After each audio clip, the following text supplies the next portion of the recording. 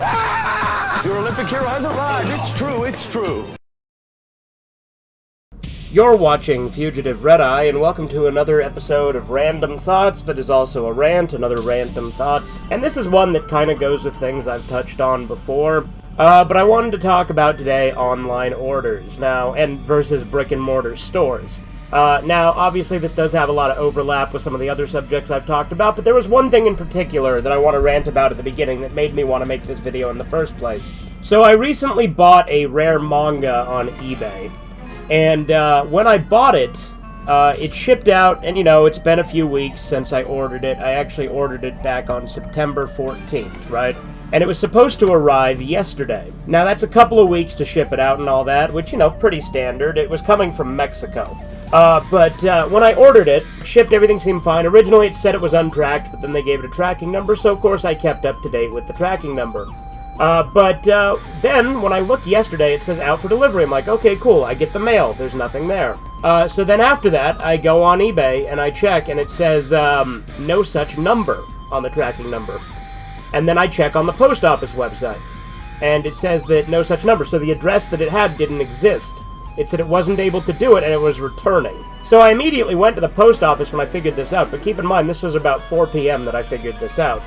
So I go into the post office, and the lady there prints out a picture of what the package looked like. And I'm looking at it, and not only is the address entirely wrong, it's not like it's a couple of numbers off, the street number and the house number are entirely different. But in addition to that, it's got my last name wrong, and I'm just like, what the hell? The only thing it got right was my first name and the city and zip code.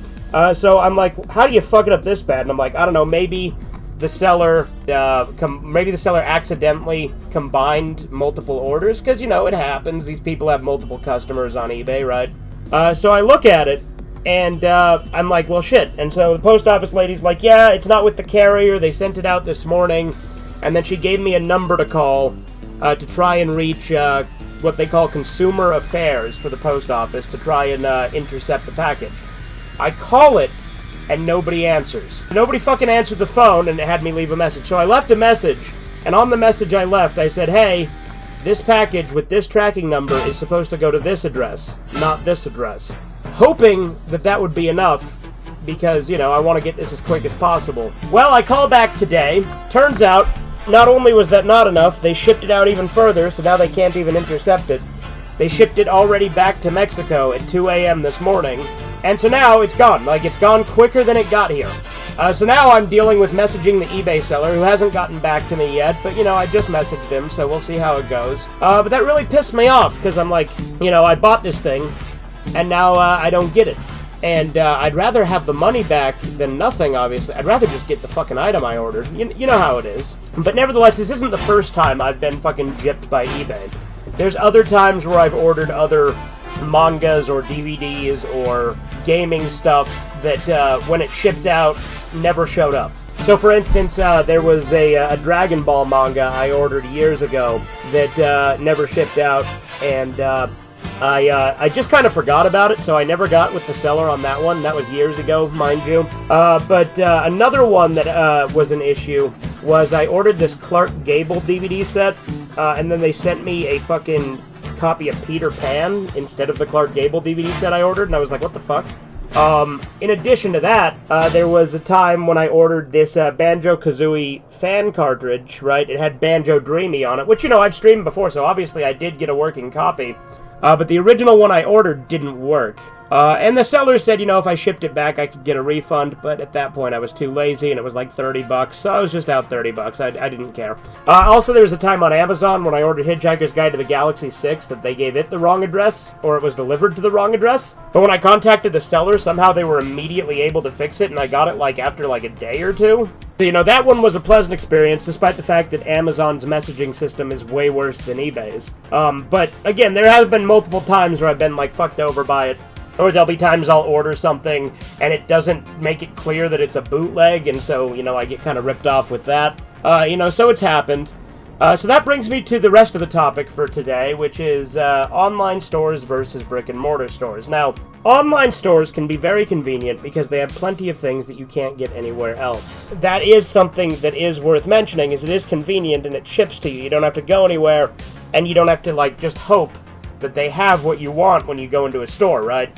But on the flip side, when you're ordering it online, there's the risk that you get scammed, there's the risk that it gets lost in post, there's the risk that there's a mistake. But also it plays into what I've talked about before, you know, the whole thing about being a more sedentary lifestyle that we have with the automated age, right? We're all just sitting at home ordering everything online for convenience, which, you know, it may be convenient, but it's not good for, you know, us as a culture. And another thing that's cool with brick and mortar stores, right, is although they don't have the variety, right, they don't have as much of what you want, like, you don't just be able to select it.